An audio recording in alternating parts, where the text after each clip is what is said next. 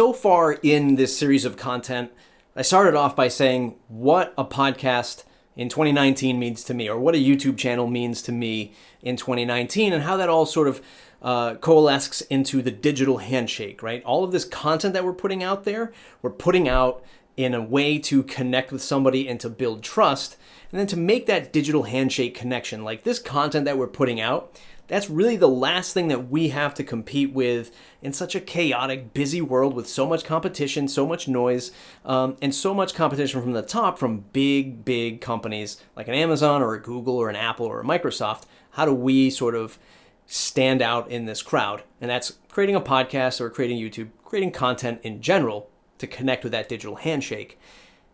And at the end of the day, what we want to do is hopefully get somebody to sign up with our service, buy our product, give to our cause if we're doing like a nonprofit or something like that.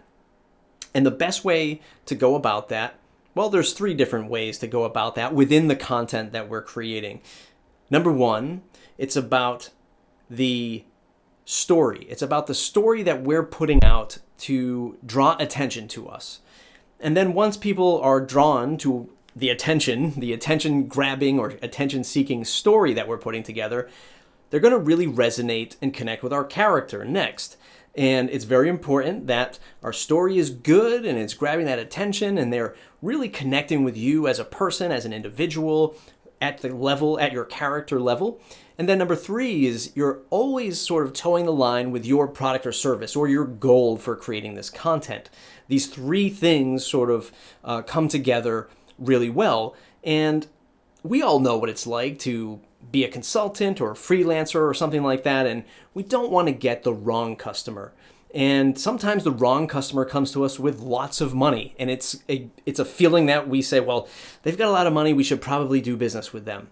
Or we find ourselves saying, why am I always in this sort of education mode where every customer that comes to me, I'm constantly repeating these top 10 or so frequently asked questions. And these customers can be challenging to work with, to say the least. All of this content creation, all of the story, all of connecting with the character and towing the line of the product and service is really going to find us the right customer. Sure, it's going to take time. Sure, there still might be a problematic customer or 2 as you continuously get out content and build your presence through a podcast and a YouTube channel. But all of this content creation is doing wonders for the relaxed mindset of a business owner. We know we're servicing the right customers now because, well, we're building that trust. We're doing the digital handshake. They've connected with our story. They're connecting with us as individuals or a brand, as your character. And they know what products you have to offer because they've been listening to you for a year or 6 months or years in a podcast. They know what they're going to get when they reach out and say, hey, we want to buy this from you. They're not going to ask you for things that they know you're not capable of. They're not going to cross the road and go into a crazy direction where you just can't deliver on. If they've connected with that story and resonated with you through your content for months or years, we're really finding the right customers through all of this stuff. And that is what is so awesome with content creation.